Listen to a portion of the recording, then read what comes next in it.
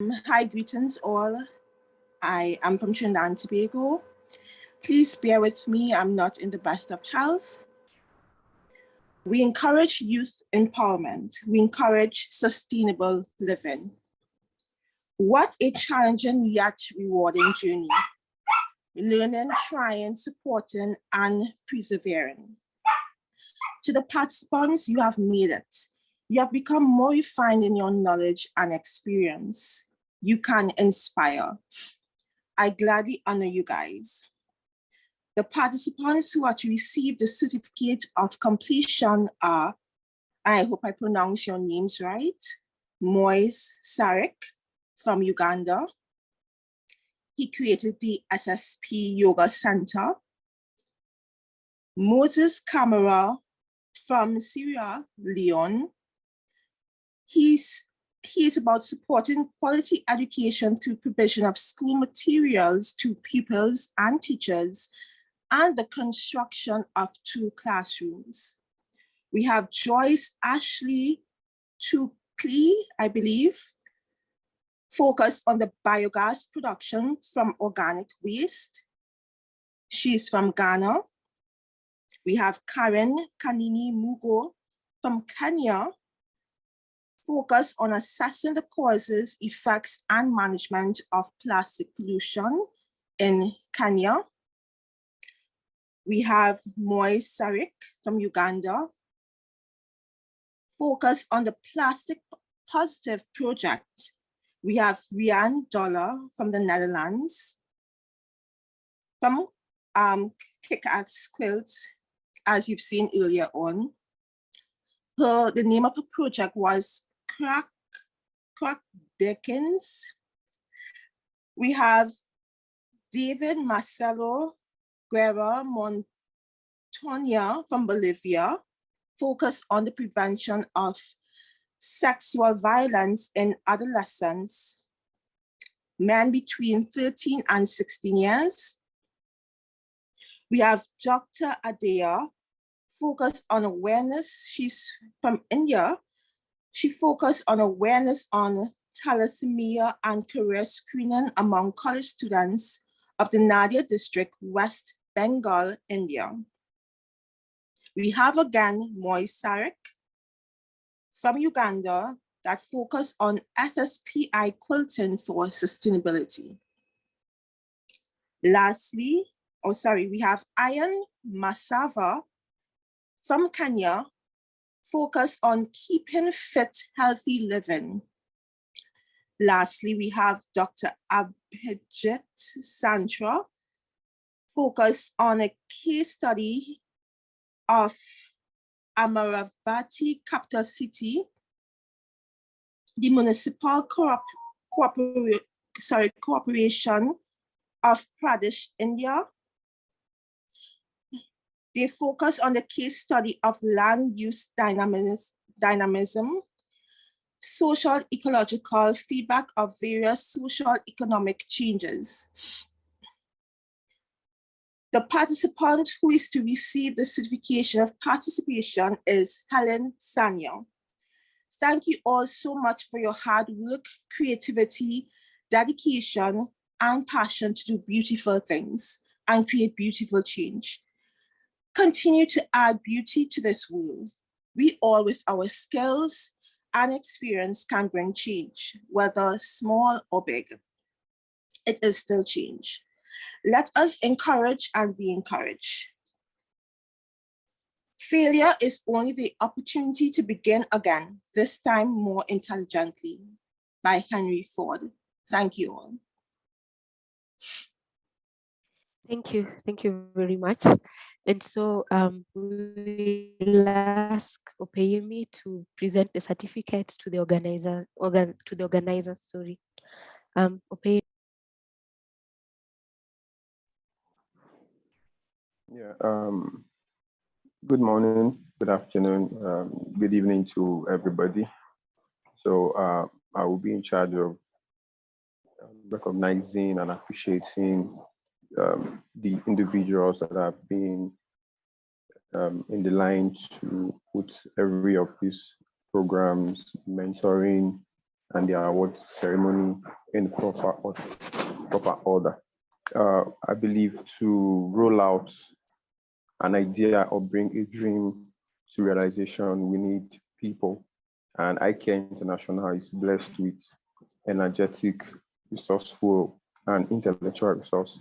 So on behalf of the organization and its president, I would like to recognize and appreciate the set of people for their inputs, irrespective of the different time zones, tight schedules, for giving their all to the progress of the program thus far.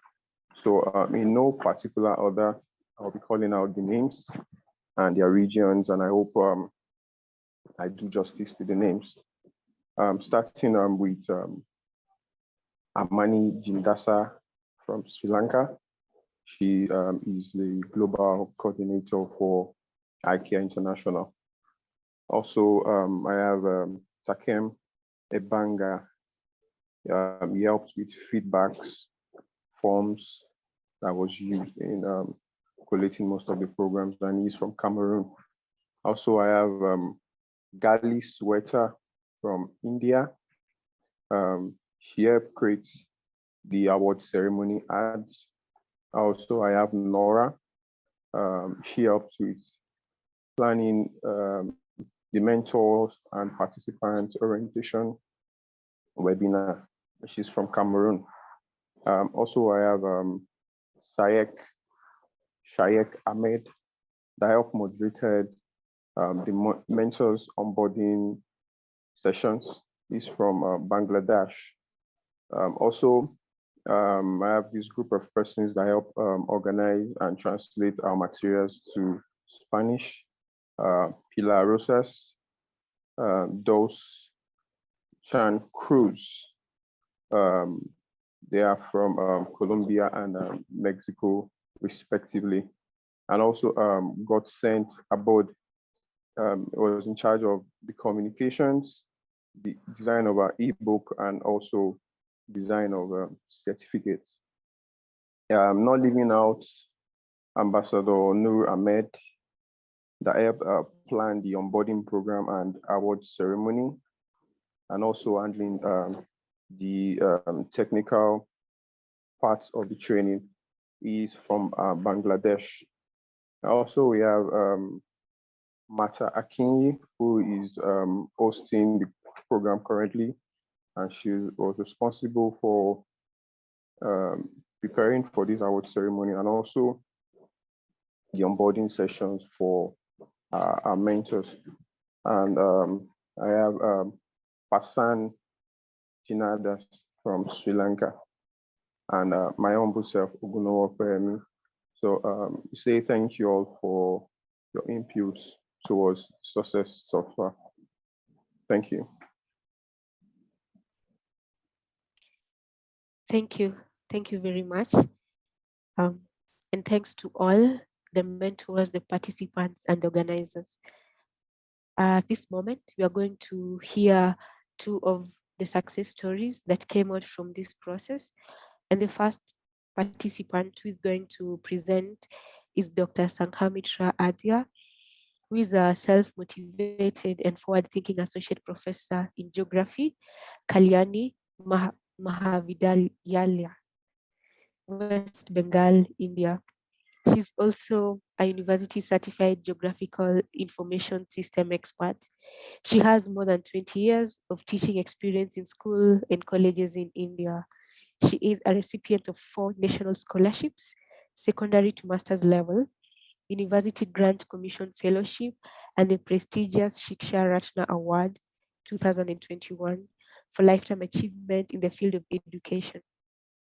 She has successfully completed 3 international projects.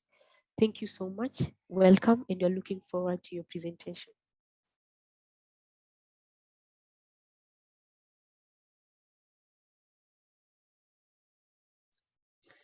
Good evening, everyone.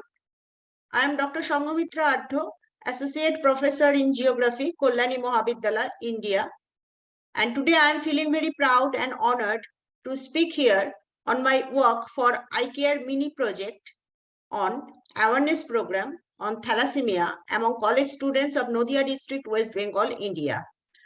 I am grateful to the organizers of Icare sustainability team, especially Miss Caroline, for inviting me as a speaker of success story implementing SDG 3 or good health and well-being in India. Thalassemia is an inherited passed from parents to children through genes blood disorder caused when the body does not make enough of a protein called hemoglobin, an important part of the red blood cells in human body. Thalassemia is treatable disorder that can be well managed with blood transfusion and chelation therapy. Although the main health problems associated with thalassemia can often be managed with treatment, it's still a serious health condition that can have a significant impact on a person's life. Even in mild cases, there is still a risk one can pass on a more serious type to their children. There are two major types of thalassemia, alpha and beta thalassemia. Alpha thalassemia occurs when some or all of the 4 genes that make hemoglobin are missing or damaged. Beta thalassemia is a blood disorder that reduces the production of hemoglobin. Children with thalassemia remain asymptomatic till the age of 6 months, mostly having symptoms related to anemia like jaundice, fatigue, pallor, shortness, breath problem, etc. And a person who has thalassemia trait may not have any symptoms at all or may have only mild anemia, while a person with thalassemia major may have severe symptoms and may need regular blood transfusions. Thalassemia signs and symptoms can include fatigue, weakness, pale or yellow skin, facial bone deformities, slow growth, abdominal swelling, dark urine, etc. The position of these in India, with preventive health checks not being norm in India, and people suffering from thalassemia are unknowingly passing on this genetic disorder to their children. Over 1 lakh patients across the country die before they turn 20 due to lack of access to treatment. Every year, approximately 1 lakh children with thalassemia major are born world over, in which 10,000 in India. It is estimated that there are about 65,000 to 67,000 beta thalassemia patients in India, with around 9,000 to 10,000 cases being added every year. A carrier of thalassemia is someone who carries at least one of the full faulty genes that causes thalassemia, but does not have thalassemia themselves. It's also known as having the thalassemia trait.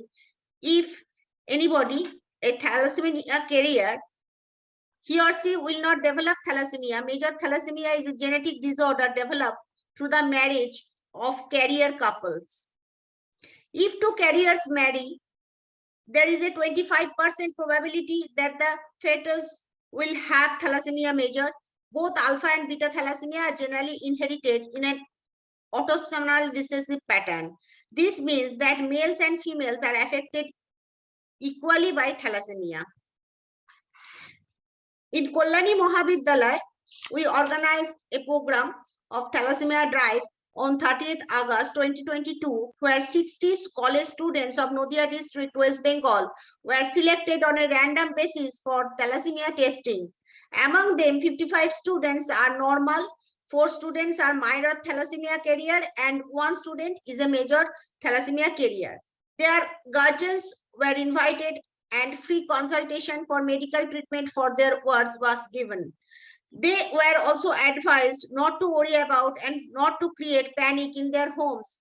Patients of thalassemia intermedia may have exaggerated anemia due to temporary nutritional deficiencies or infectious complications. It is important to complete a detailed medical history concerning factors that the temporarily lower hemoglobin, including viral illness.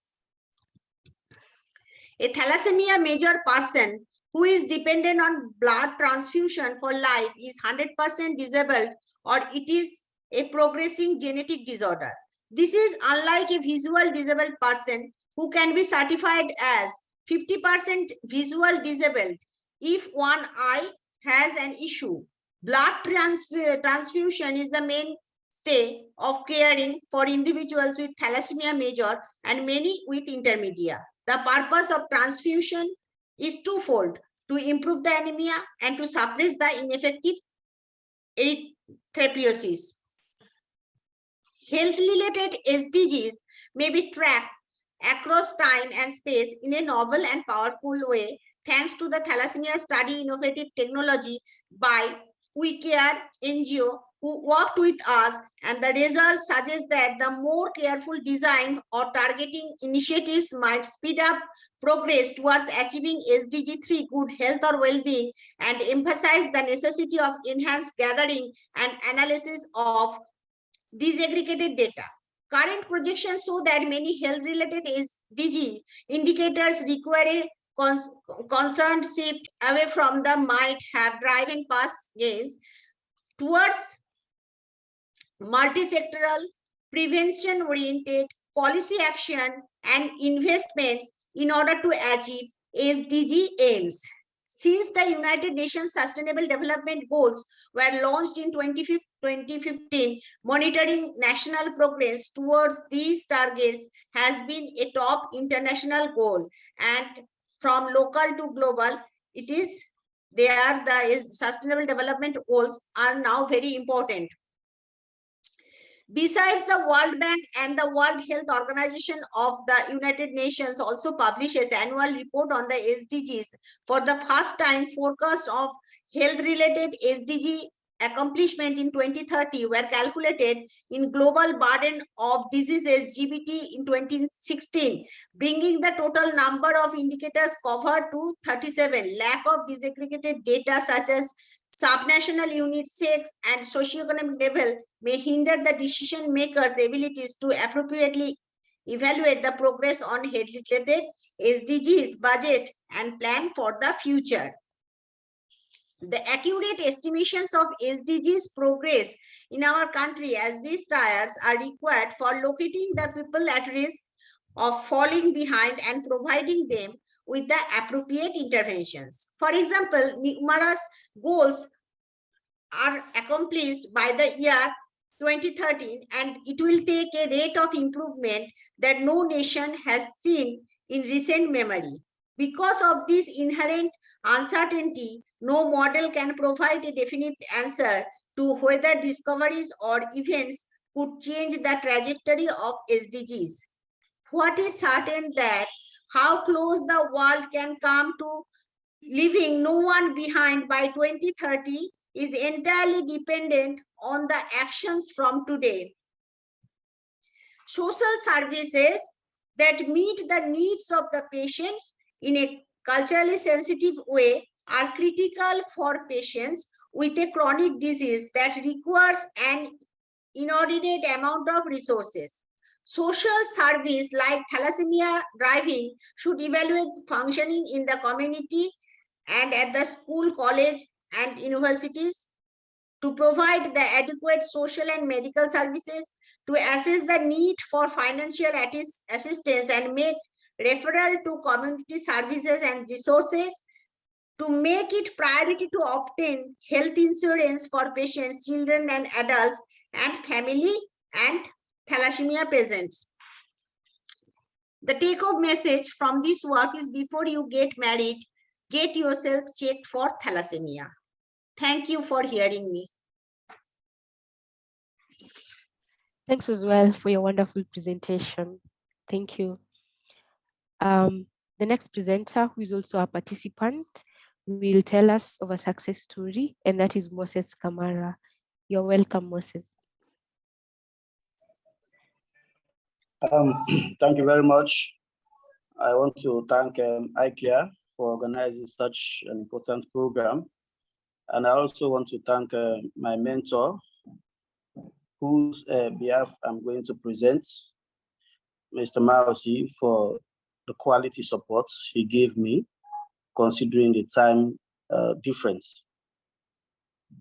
Ladies and gentlemen, I'm very much humbled to be part of this historic program. And I also want to confess that I really learned a lot. And this should also encourage me to do more. So on that note, I'm going to present the success story that we have. Are you getting me? Yes, go ahead. Yes, go ahead. So I want to thank you all.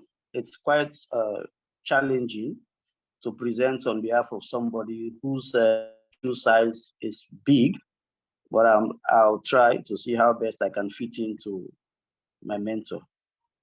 So let's have the slides shared, then I will explain.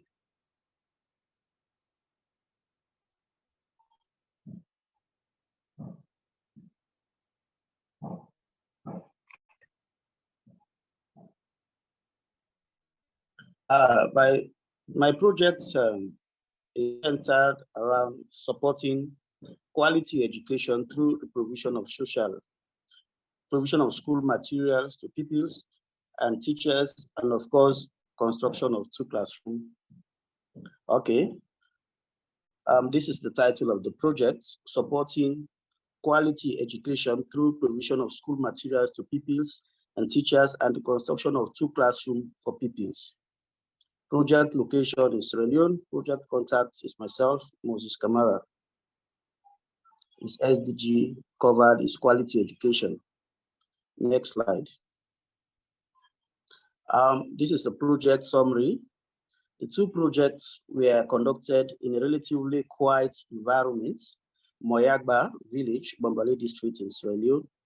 The 2 activities of the project included the provision of materials to pupils and teachers, provision of books, pens, pencil, bags, and mathematical aids to pupils from classes 1 through 6. 25 kg bags of rice were provided to 10 teachers. And of course, the second one is an extension of 2 classroom blocks for pupils at the village. Next. There's a project summary. If you can look at the pictures, this represents beneficiaries of the learning materials that we are giving on that fateful day. Next. You can see myself in that picture. And of course, this is another picture showing food items given to teachers. One of the teachers receiving a 25 kg bag of rice as part of the motivation package. Next. Project summary. This picture was taken before the construction of the 2 classroom blocks. This is where we met our future leaders taking classes. And as a result of these states, considering the other challenges that will face these peoples, we decided that do something about it. This is the state of the classroom as at that time. Next.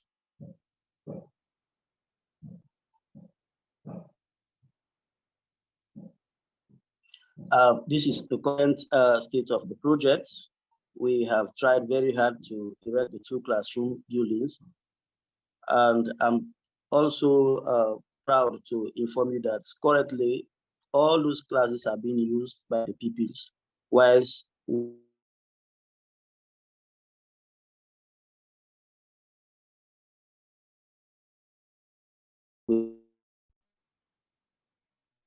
next is the current state of the project. The challenge managing the balance for community people, striving for their daily survival and working free for the community. This has been a major challenge because we all know that people in the villages, when it's time for fending for themselves, they go out there.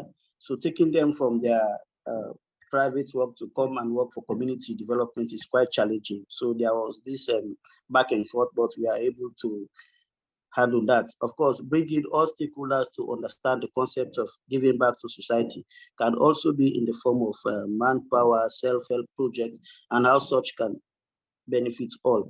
This is another challenge, bringing all the stakeholders together to see how they can understand that concept is quite challenging.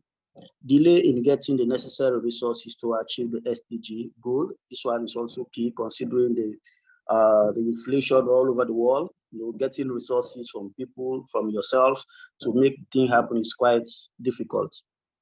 And of course, in conclusion, in line with SDG 4, the project aims to provide children and young people with quality and easy access to education, plus other learning opportunities. One of the targets is to achieve universal literacy and numeracy, a major component in acquiring knowledge and valuable skills in the learning environment.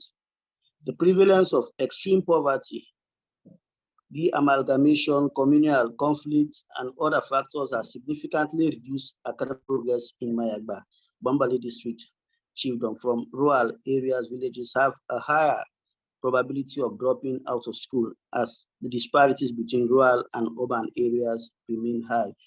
So these are some of the challenges: extreme poverty, the amalgamation, communal conflict. All of these contribute to people dropping out of school. Next.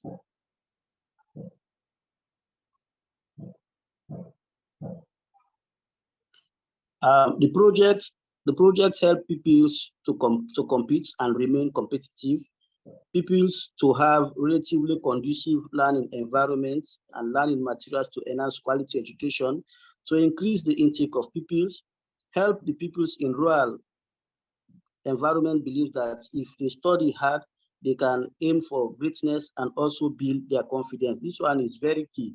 Of course, they are now competing because of the prizes they receive and what have you.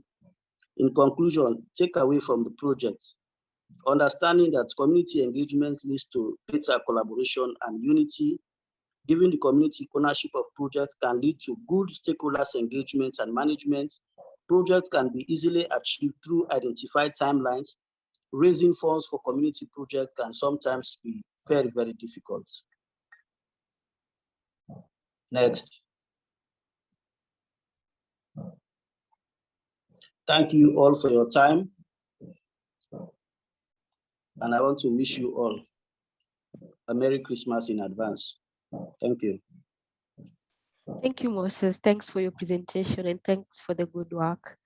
At this moment, I'm going to welcome Caroline, who is the co-founder and president of Icare Sustainably International, to present the ebook. Welcome, Caroline.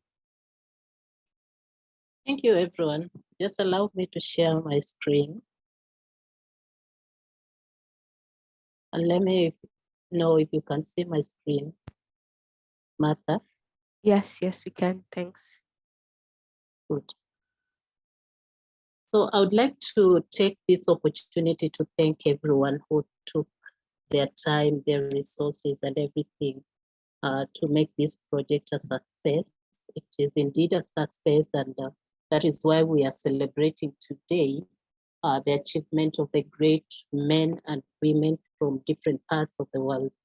So normally, the objective of this program is to mobilize small actions from different parts of the world to be able to accelerate the achievement of the SDGs. And this, we allow people to look at the challenges within their communities and try to solve them within the minimum resources that they have. And also we connect these projects to mentors who are really experienced from different parts of the world. The reason we do this is because we want this, we want to connect different people from different parts of the world and the sharing of best practices in different parts, from different parts of the world.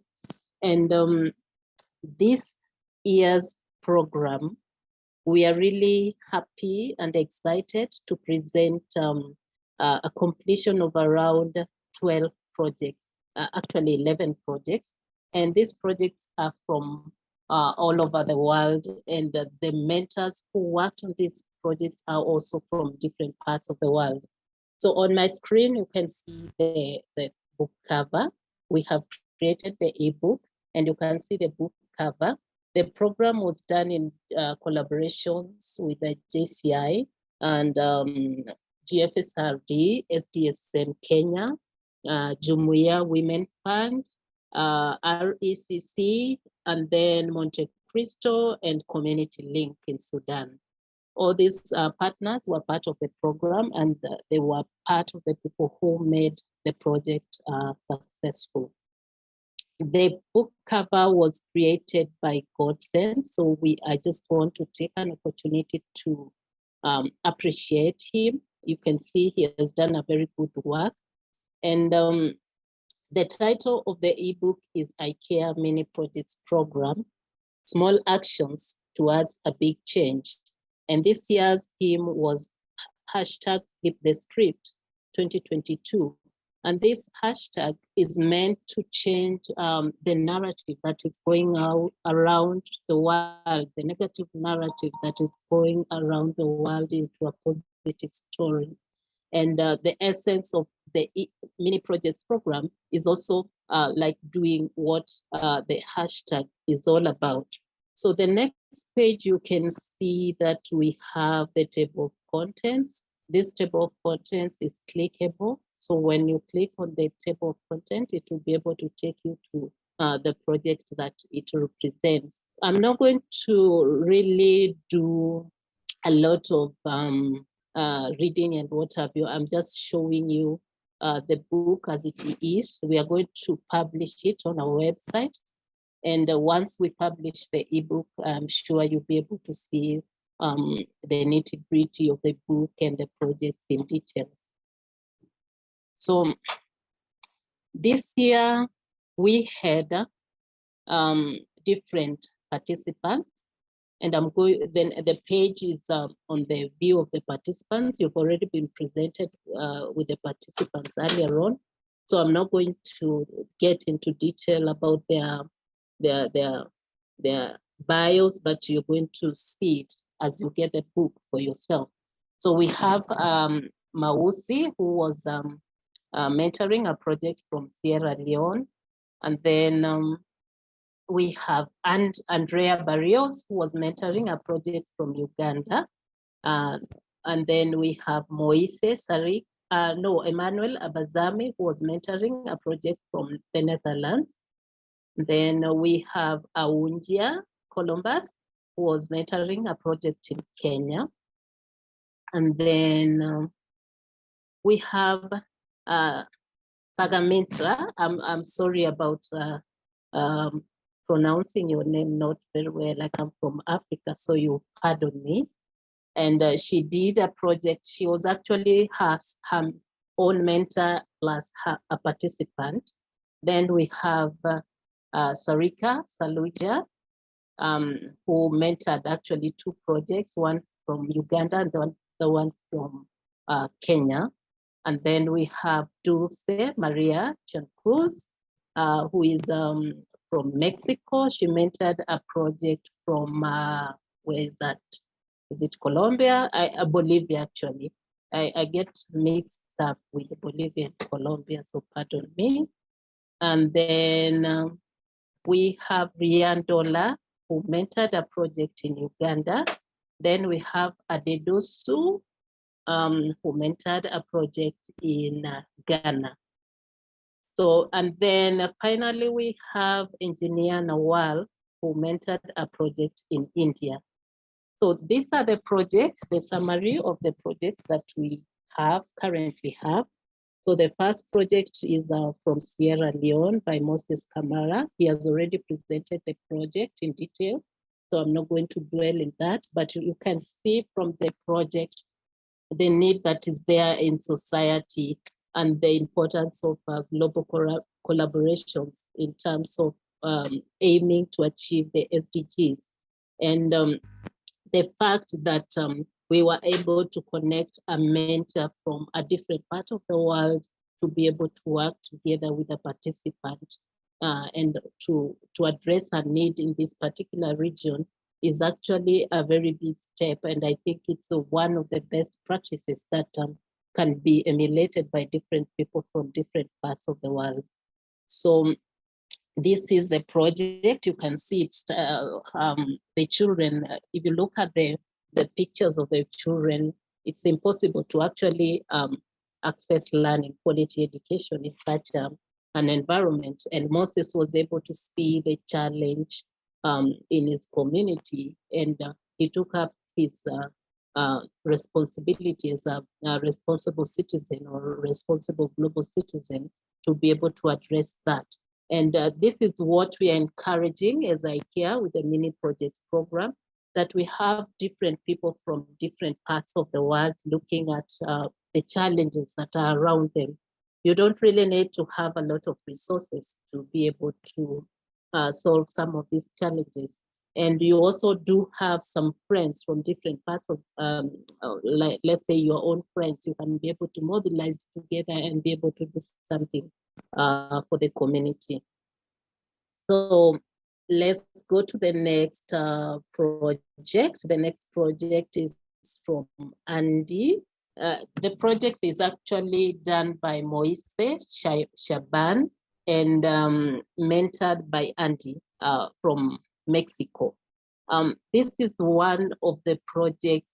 Actually, Moise is one of the people, the participants that I think really impressed me so much because of their zeal of participation and wanting to learn, and given their background of coming from a background of trauma and what have you. And you can see Moise Tariq Shaban has been able to take the story of trauma and changing it into a beautiful story. And through the performance of this project, you can see that expression coming out through the project. And he's actually using art to express his own way of trauma together with his teammates. And Moise, they had done 3 projects actually. So they had, I will show you the next one, but this one is Naki Valley Team Plastic Positive. It was a different team. They had different groups of people doing different projects, but within the same community. So the Naki Valley Positive Plastic, this is their work. And you can see from my screen the level of mentorship that Andrea also provided. And I believe this is also one of the best practices that we can also emulate as the mini projects program in future, and also the mentors who may participate in future. You can see the quality of mentorship that Andrea put in and the amount of work that she did with the project. She has actually divided her work. She started with defining the objective of the project together with the mentee, and then she progressed up to the end in terms of outcomes and monitoring. So it's quite an impressive work, Andrea. So I'm really impressed with that. And I think it is one of the things that we learn also as the mini projects program organizers. And then you can see beautiful art through plastic. You all know the menace of plastic in different parts of the world. But when plastic is able to be turned into beautiful art and beautiful things and beautiful models of messaging, then it becomes a beautiful thing. This year, Moise, on this project, they created a tab. And if you go through the project itself, you'll be able to see the meaning of that tab. They are trying to pass a global message to the global community. So you'll be able to read and see the message they are trying to pass through the tab. Then we have, is it the second or the third? Wherever. So I think this is project number 3. This project has been presented by Rian. It is a project. I can't pronounce the name of the project actually, but I will say Kika Skilled. And then she says that the project was a rebrand. The name of the project is in Dutch, and Dutch is very difficult. You can agree with me. And so this is what she did. She has already presented the project, and you'll be able to read more on what she did within the mini projects program. And you can see very beautiful things. I think I also need one of those skills, Rian. And yeah, that's it. The mentor of the project was Emmanuel Abazami, and I believe that they were able to share different expertise when working on this project together. So the fourth project is Healthy Living by Keep Fit Care Team. Keep Fit Care Team. Okay. Now this project is from Kenya. It was done with a group of young men from Baraton University, and they actually did a very amazing job. And their mentor was Awunjia Columbus from Cameroon. And from discussing one-on-one with Awunjia, he was quite excited about the project, and he really learned a lot. At the beginning, he was afraid because it was not his area of expertise. But once he got to interact with the project, he was able to really get into it, and he really worked with the team members to be able to make the project a success. So you can see the young men here. They've done a lot of sports. It's about healthy living and doing some workouts to live well. You all know that you cannot be efficient even in the workplace if you don't take care of your health. And this is one of the projects that is also training the community, the young people, to be energetic and to be able to work on their health. So you'll be able to read more about it in the book. The fifth project is the project that has been presented by our sister Sagamitra from India, and it's on the awareness of the thalassemia. I've learned a lot from the presentation that she did. I actually didn't even know that such a condition exists. So thank you so much, our sister, for participating in the many projects program and also bringing this problem. It's actually probably a global problem that people are not aware of into light. So we thank you so much. And she has already presented much information about it, and I'm not going to dwell much into that.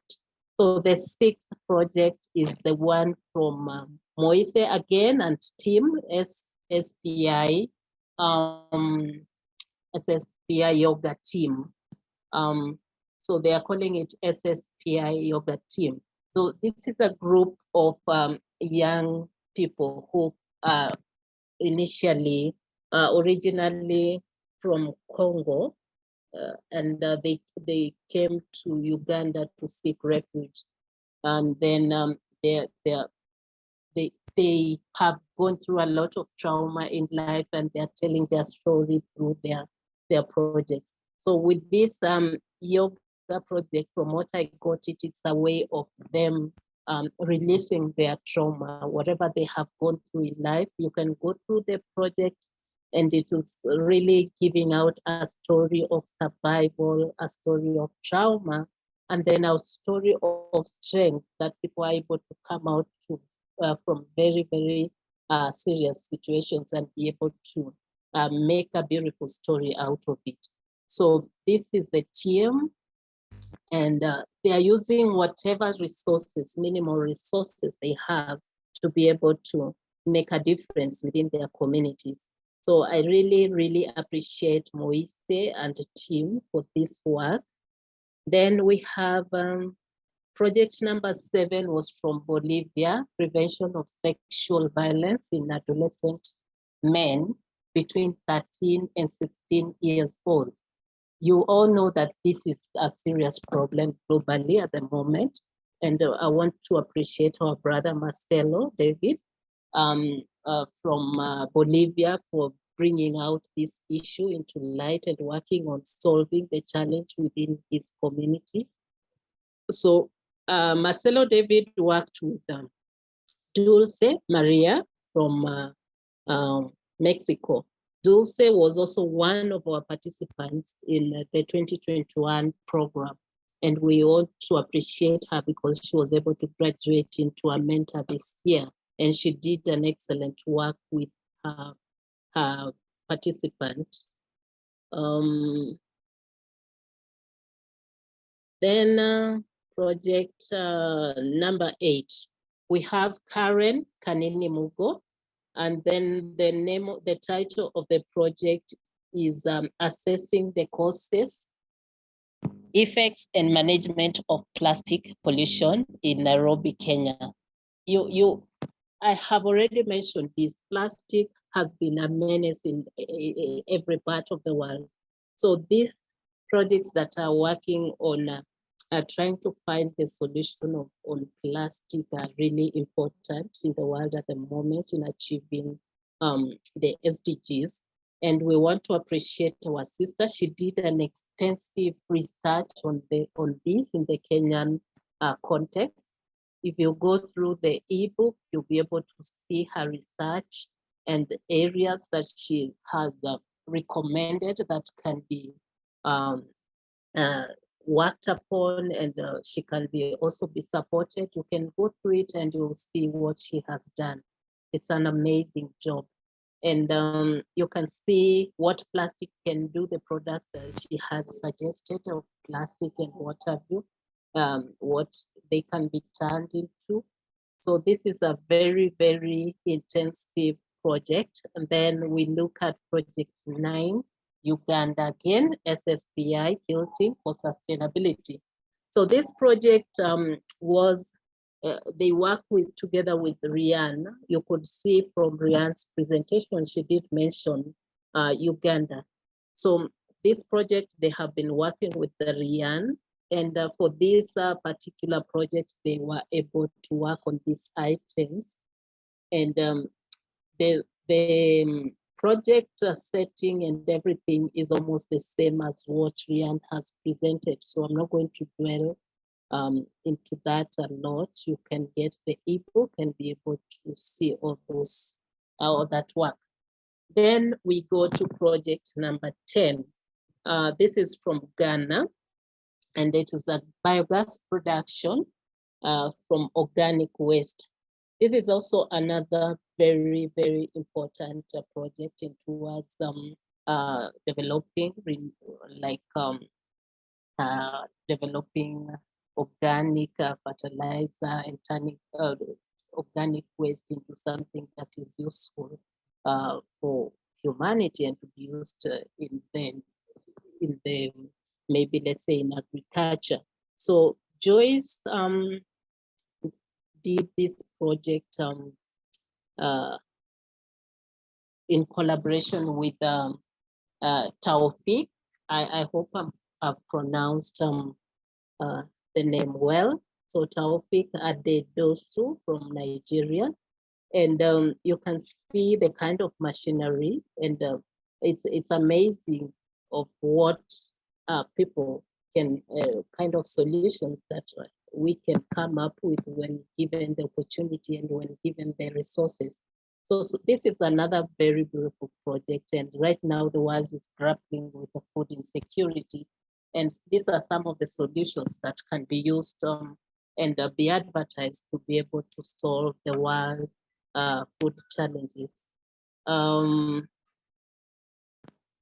The last project was done in collaboration with our sister Nawal, and the participant was Dr. Santra. Let me use that one. The other one I'm not able to pronounce, I'm sorry. So Dr. Santra was the participant that did this project, and the title is Land Use Dynamism social ecological feedback of various social economic challenges. And it's a case study of Amaravati Capital City Municipal Corporation, ACCMC, Andhra Pradesh, India. So this is also a research project, and you can see the research work that has been put into this, and Dr. Santra is has really put in a lot of effort together with our sister Nawal. Our sister was able to share some resources that were able to help Dr. Sandra to be able to work on this project, and we can see the outcome of the project. It's a really high quality project, and this, when you go through the ebook, you'll be able to see the kind of work that is needed to be done, the kind of resources that are needed to make it a big project and to scale it up. But we do agree that this is also a very, very, very important project. So on the next part of the ebook, we have some experiences with the mentors. So we were able to reach out to different mentors. We have both positive and not so positive experiences with the mentors. And we are all agree that this is also part of life. Sometimes you do some things and they don't go the way you want them to go, but that is also a good lesson we learn. So this part presents some of those experiences. If you go through them, you're going to see the different experiences by the mentors. Then finally, we will have the concluding word. And the concluding word is that we would like to make this program much more better, much bigger, and much more impactful in 2023. So we are really open to collaborations. We are open to discussions around this. And our vision is to be able to create a seed fund to be able even to support some of these projects in a bigger scale. Because one of the challenges that while I was trying to interact with most of the participants and some of the mentors was financial resources. You find that someone has really a very beautiful idea, but they are not able to finance their project into being a good project and being a project that is able to impact the community. So as we all understand that financial resources go hand in hand with let's say sustainability or success in achieving sustainability. So all these projects, you can see that they are really, really very strong projects, and they address serious needs at the community level. So we are going to discuss with different stakeholders to see how we can best support these projects in future. For now, Icare has been basically working on providing mentorship, but it is our wish that we can go further than that and be able to support the projects more so financially, as well as other ways of supporting. And then we can also be able to have a continuous monitoring and evaluation to be able to make sure that these projects are able to stand for a very long time, and they're able to achieve the objectives which they have been created for. So I want to take this opportunity to thank you all for participating and for whatever contributions that you provided for the project. I really appreciate that, and the team, the whole team of Icare. We all appreciate that, and we are looking forward for better ways of doing things.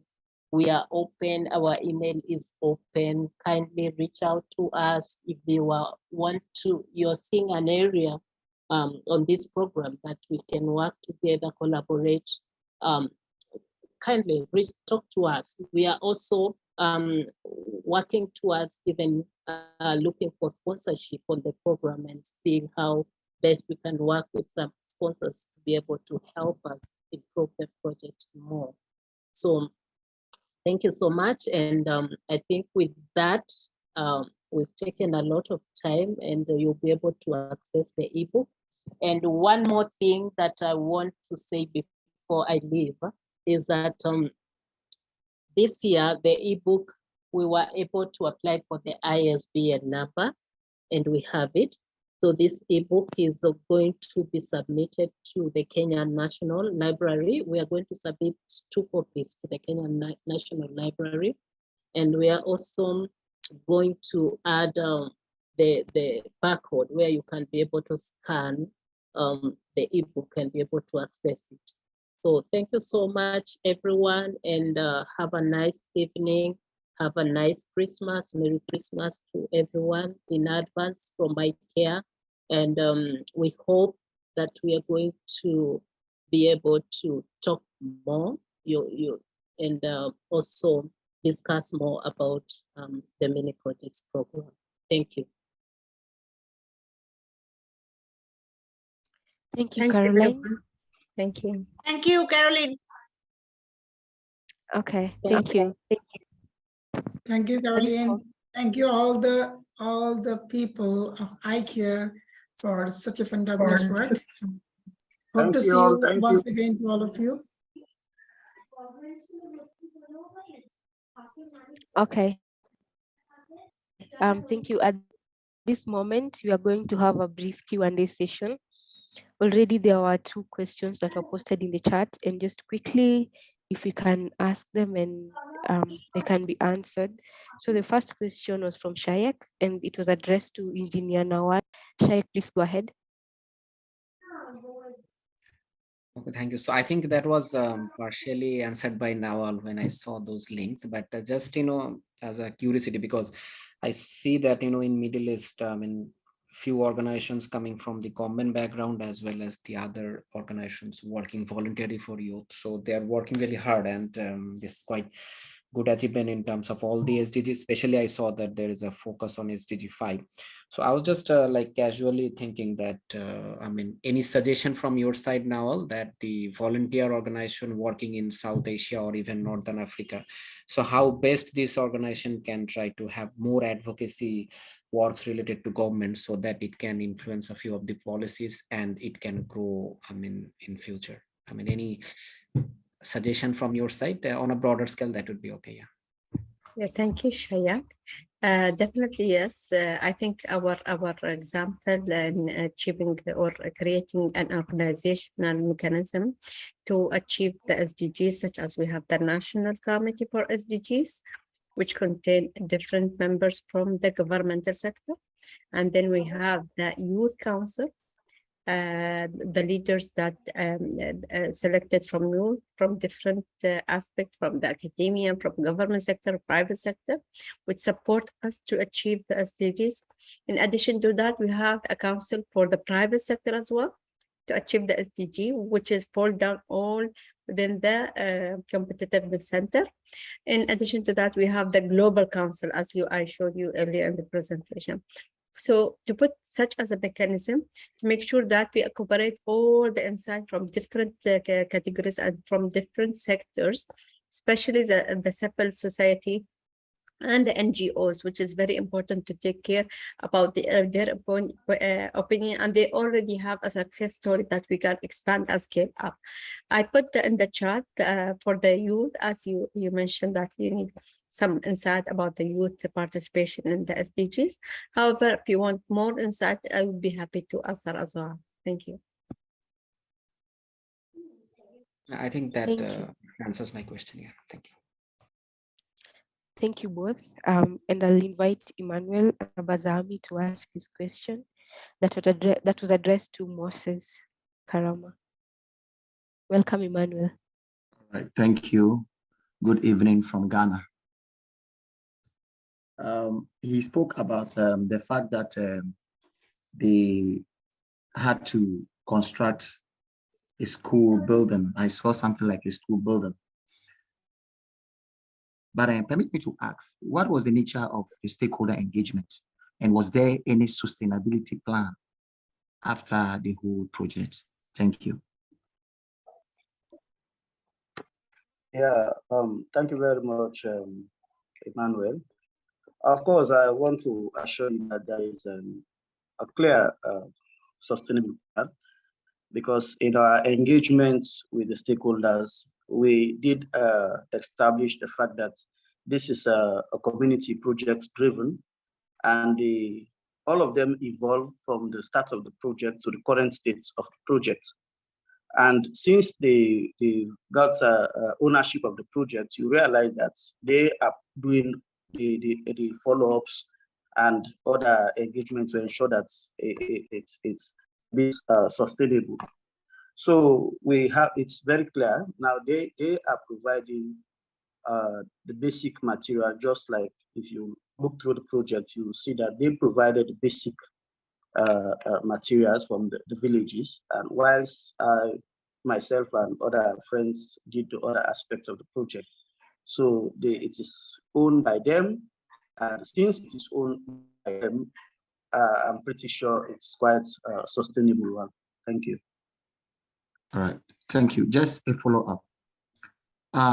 My experience over the years is this, that many times, yes, when you are in the course of implementing the project, you might see that kind of community willingness to support.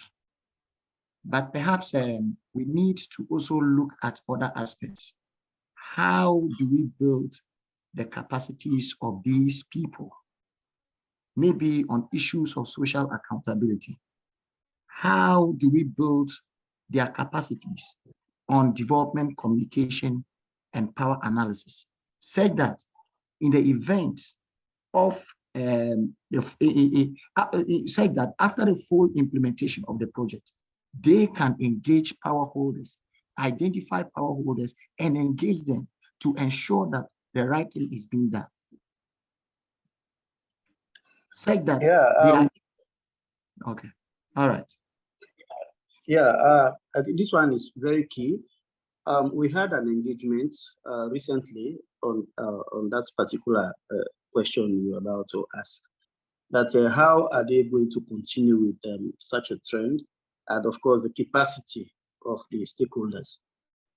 They told me there is an NGO that want to develop their capacity, especially in the monitoring the operations of projects in the respective chiefdom. And recently, we had a pronouncement from the government that they will be providing them with tablets to provide M&E reports to the central government on how some of these projects are being implemented, both government and private programs, to see those programs being sustainable ones. So I think from those trainings they will get, most of those projects in those chiefdoms will be sustainable. Thank you very much. Okay, thank you both for that. And I'd like to invite anyone else with a question. You can raise your hand or just mention in the chat.